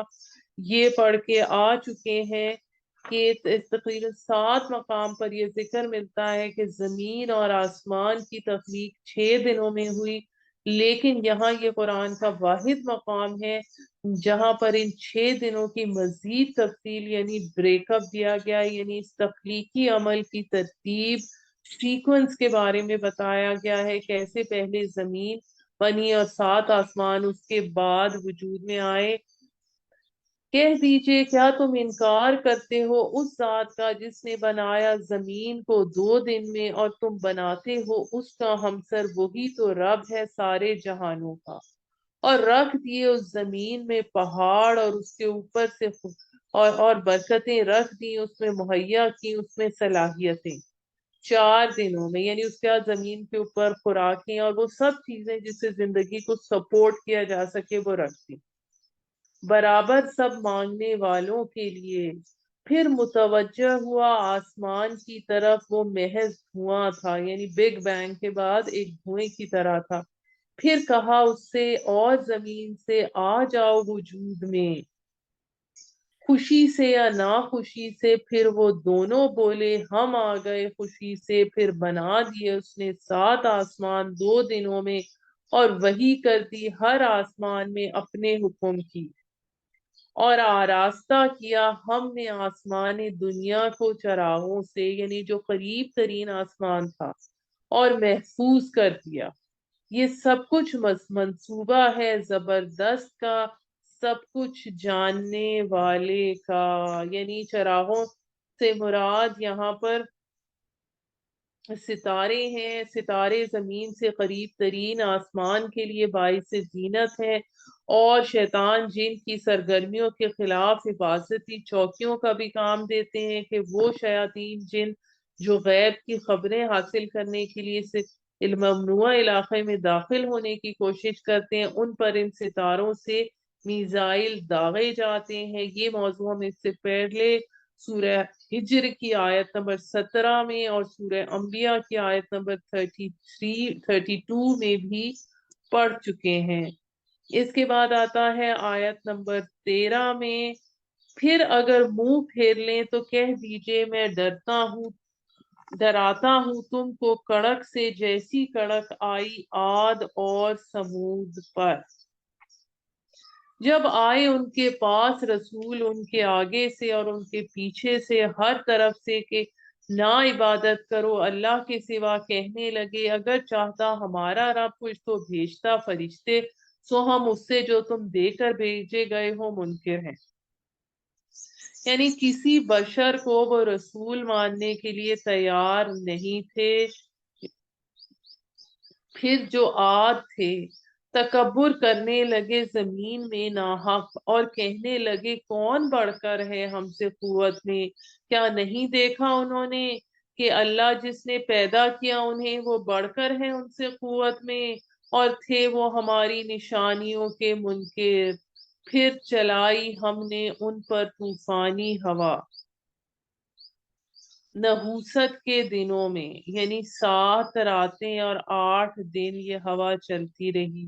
تاکہ چکھائیں ہم انہیں عذاب رسوائی کا دنیاوی زندگی میں، اور البتہ آخرت کا عذاب زیادہ رسوا کن ہے اور ان کی مدد نہیں کی جائے گی۔ یعنی ان پر تند اور تیز ہوا چلتی رہی، جس کا ہمیں سورہ الحاقہ کی آیت نمبر 6 میں آتا ہے، سخرها علیہم سبع لیال وثمانیۃ ایام، یعنی 7 راتوں اور 8 دنوں پر مشتمل چلتی رہی وہ ہوا، پھر وہ ایسے گرے پڑے تھے جیسے کھجور کے تنے۔ اور جو تھے سمود،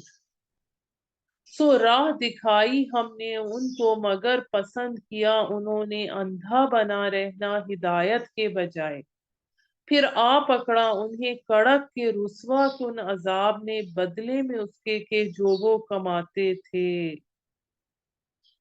اور بچا لیا ہم نے ان کو جو ایمان لائے اور متقی تھے، اور جس دن اکٹھا کیے جائیں گے اللہ کے دشمن جہنم کی طرف تو ان کی گروہ بندی کر دی جائے گی، یہاں تک کہ جب جائیں گے وہاں تو گواہی دیں گے ان کے خلاف ان کے کان اور ان کی آنکھیں اور ان کی کھالیں ان اعمال کی جو وہ کیا کرتے تھے۔ اب ہم اس کا ہمیں کیسے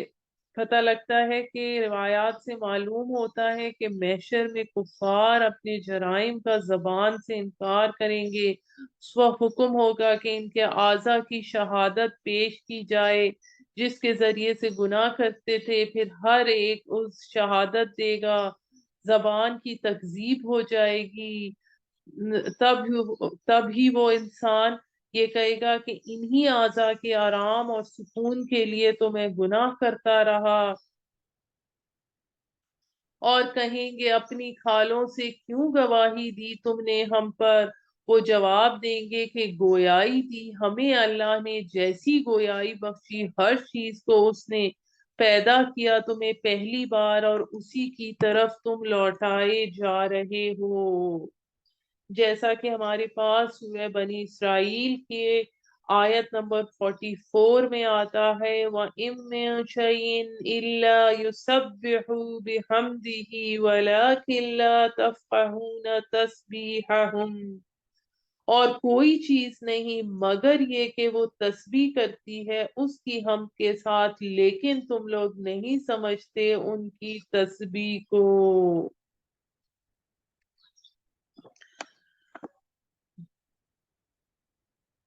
آیت نمبر 22 سورہ حامیم سجدہ، اور نہیں کرتے تھے تم اور نہیں کرتے تھے تم پردہ اس خوف سے کہ گواہی دیں گے تمہارے خلاف تمہارے کان اور نہ تمہاری آنکھیں اور نہ تمہاری کھالیں، لیکن گمان کیا تم نے کہ اللہ نہیں جانتا بہت سی باتوں کو جو تم کرتے تھے،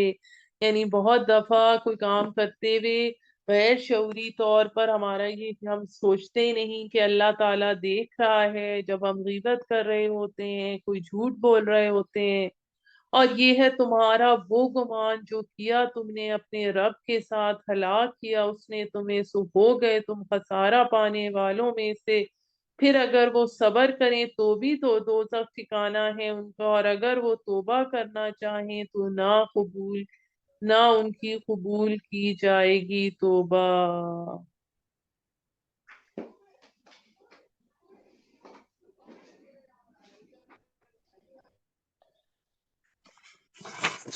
آیت نمبر 25، اور مقرر کیے ہم نے ان پر ساتھی جو خوشنما بناتے تھے ان کے لیے ان کے اگلے اور ان کے پچھلے اعمال، اور ثابت ہو گیا ان کے حق میں فیصلہ ان امتوں جیسا جو ہو گزری ان سے پہلے جنوں میں سے اور انسانوں میں سے، بے شک وہ تھے خسارہ پانے والے۔ اب یہ بات یہاں پر سمجھنا ضروری ہے کہ اللہ تعالیٰ نے ہر انسان کے ساتھ فرشتے مقرر کر رکھے ہیں، اور اسی طرح ہر انسان کے ساتھ شیطان جن بھی لگا دیے ہیں، قرآن مجید میں کئی جگہ پر اس کا ذکر ملتا ہے، جیسے کہ سورہ انعام کی آیت نمبر 61 میں آتا ہے وَيُرْسِلُ عَلَيْكُمْ حَفَظًا، یعنی اللہ تعالیٰ فرشتوں کے ذریعے انسانوں کی حفاظت کا انتظام کرتا ہے۔ اسی طرح 2 فرشتے کرامن کاتبین اس کے اعمال کا ریکارڈ رکھنے کے لیے مقرر کیے گئے ہیں، اور جیسا کہ سورہ انفطار میں آتا ہے وَإِنَّ عَلَيْكُمْ لَحَافِظِينَ كِرَامًا كَاتِبِينَ يَعْلَمُونَ مَا تَفْعَلُونَ۔ اسی طرح انسانوں کے ساتھ شیطان جن بھی ہر وقت موجود رہتے ہیں۔ حضرت عبداللہ بن مسعود سے روایت ہے کہ رسول صلی اللہ علیہ وآلہ وسلم نے فرمایا تم میں سے کوئی بھی ایسا نہیں ہے جس کے ساتھ ایک ساتھی جنات شیطان میں سے اور ایک ساتھی ملائکہ میں سے مقرر نہ کیا گیا۔ تو اس پر صحابہ نے دریافت کیا اے اللہ کے رسول آپ کے ساتھ بھی؟ تو آپ نے فرمایا ہاں میرے ساتھ بھی ایک شیطان ہے، مگر اللہ تعالیٰ نے مجھے اس پر نصرت عطا فرمائی ہے اور میں نے اسے مسلمان کر لیا، یعنی میں نے اسے اپنا تابع کر لیا، وہ مجھے کوئی گزند نہیں پہنچائے گا۔ تو یہاں پر انہی شیطانوں ساتھیوں کا ذکر ملتا ہے جو دنیا میں انسان کے غلط عقائد، برے اعمال کو خوشنما بنا کر دکھاتے ہیں، جس کے نتیجے میں وہ انہی گناہوں کی لذت اور دنیا کی رنگینیوں میں انسان گم ہو کر رہ جاتا ہے۔ اور کہا ان لوگوں نے جو کافر تھے کہ مت دھرو اس قرآن پر، مت کان دھرو اس قرآن پر، اور شور ڈالو اس میں کہ جب پڑھا جائے شاید کہ تم غالب آ جاؤ، یعنی کہ لوگوں کو اس کی طرف متوجہ نہ ہونے دو، کیونکہ قرآن کا پڑھنا پڑھانا شیطان کو سخت ناپسند ہے۔ رسول صلی اللہ علیہ وآلہ وسلم کا آلہ اور ذریعہ چونکہ قرآن تھا، اس وجہ سے ان منکرین حق نے ایک دوسرے کو یہ مشورہ دینا شروع کر دیا کہ جب محمد صلی اللہ علیہ وآلہ وسلم قرآن پڑھا کریں تو اسے مت سنا کرو، ایسا نہ ہو کہ تمہارے دلوں پر اثر ہو جائے اور تم اپنے آباء و اجداد کے دین کو چھوڑ دو۔ پھر اس چیز کا ہمیں آج کل کے حوالے سے بھی اس بات کو سمجھنا چاہیے کہ قرآن کا پڑھنا پڑھانا، سننا سنانا، سیکھنا سمجھنا شیطان پر بہت بھاری ہوتا ہے، اس لیے جہاں بھی یہ مؤثر کام ہو رہا ہوتا ہے تو شیطانی قوتیں اسے روکنے کے لیے اپنی پوری طاقت کے ساتھ میدان میں ضرور آتی ہیں۔ اس کے بعد آیت نمبر 27 میں آتا ہے سو ضرور مزہ چکھائیں گے ہم ان کو جو منکر ہوئے سخت عذاب کا، اور ضرور بدلہ دیں گے ہم انہیں ان کے برے کاموں کا جو وہ کیا کرتے تھے۔ یہ ہے بدلہ اللہ کے دشمنوں کے لیے جہنم، ان کا اسی میں ہے ہمیشگی کا گھر۔ یہ بدلہ ہے اس جرم کا کہ وہ ہماری آیتوں کا انکار کرتے تھے، یعنی قرآن کے دشمن اللہ کے دشمن ہیں، اور کہیں گے وہ جو کافر ہوئے اے ہمارے رب دکھا ہمیں وہ جنہوں نے ہمیں گمراہ کیا جنوں میں سے اور انسانوں میں سے، ہم ڈالیں انہیں اپنے پاؤں تلے تاکہ وہ ہو جائیں خوب ذلیل اور خوار۔ یعنی وہاں جہنم میں اپنے بڑے بڑے سرداروں اور لیڈروں کے خلاف ان کے عوام واویلا کریں گے کہ ہم ان لوگوں کو دیکھنا چاہتے ہیں جنہوں نے ہمیں گمراہ کیا، جو ہمیں قرآن سننے سے روکتے رہے، جنہوں نے ہماری عقلوں پر پردے ڈال دیے، جنہوں نے طرح طرح کے شکوک و شبہات پیدا کر دیے، جو ہماری اس دعوت کے تو ہم تک پہنچنے میں آڑ بن گئے کہ انہیں ہمارے سامنے لے کر اب اس سے اگلی جو آیت آ رہی ہے یہ بہت اہم ہے۔ آیت نمبر 30 سورہ حامیم سجدہ، بے شک وہ لوگ جنہوں نے کہا کہ ہمارا رب اللہ ہے پھر اس پر قائم رہے، نازل ہوتے ہیں اس پر فرشتے، کہتے ہیں کہ مت ڈرو اور مت غمگین ہو اور خوشخبری سنو اس جنت کی جس کا تم سے وعدہ کیا گیا تھا۔ وعدہ کیا گیا تھا۔ اب یہاں پر یہ بات سمجھنے کہ اللہ پر ایمان لانا آسان ہے، مگر اس پہ جمے رہنا آسان نہیں ہے، کہ جب انسان کو اللہ پر پوری طرح توکل رہے، ہر حالت میں وہ اس کی رضا پر راضی رہے، استقامت، ثابت قدمی، یہ مشکل چیز ہے دین کے حوالے سے، کہ جو بھی حالات ہوں انسان یہ کہے ان صلاتی و نسکی و محیای و مماتی للہ رب العالمین، کہ میری نماز، سورہ انعام کی آیت نمبر 162 ہے کہ میری نماز، میری قربانی، میری زندگی، میری موت اللہ کے لیے ہے جو تمام جہانوں کا رب ہے۔ استقامت کے حوالے سے ایک حدیث میں آپ کو سناتی چلوں، حضرت سفیان بن عبداللہ سے روایت ہے کہ میں نے عرض کیا یا رسول اللہ، مجھے اسلام کے بارے میں ایسی بات بتا دیں کہ آپ کے سوا کسی اور سے کچھ دریافت کرنے کی ضرورت نہ رہے، یعنی مجھے اسلام کی حقیقت ایک جملے میں بتا دیں کہ میں اسے گرہ سے باندھ دوں۔ جواب میں آپ نے فرمایا قل آمنت باللہ ثم استقم، کہو میں ایمان لایا اللہ پر اور اس پر جم جاؤ۔ یعنی کہ دین کے کسی بھی کام کے حوالے سے، کسی بھی فرض کے حوالے سے اس پر قائم رہنا، اس کو استقامت سے کرنا زیادہ مشکل ہے، چاہے وہ نماز ہے، چاہے وہ حج سے آ کے آپ اپنے گناہ معاف کروا کے آئے ہیں، چاہے آپ پردہ کر رہے ہیں، ہر چیز میں استقامت رکھنا، ثابت قدمی رکھنا اصل مشکل چیز یہ ہے۔ اسی طرح قرآن پڑھنے میں، اسے سمجھنے میں، اس میں بھی استقامت بہت ضروری ہے۔ ہم ہی ہیں تمہارے ساتھی زندگی میں اور آخرت میں بھی، اور تمہارے لیے تمہارے لیے ہوگا وہی کو جو چاہے گا تمہارا جی، اور تمہارے لیے ہوگا جو تم وہاں طلب کرو گے۔ اب یہاں میں آپ کو بتاتی چلوں کہ فرشتے جو ہیں وہ دنیا کی زندگی کے دوران بھی خوش قسمت لوگوں کی ہمت بندھاتے رہتے ہیں اور انہیں پیغام پہنچاتے رہتے ہیں کہ تمہارے جی میں وہ جو کچھ تم چاہو گے وہاں پر ہوگا، تمہاری تسکین کا مکمل سامان فراہم کیا جائے گا، اور جو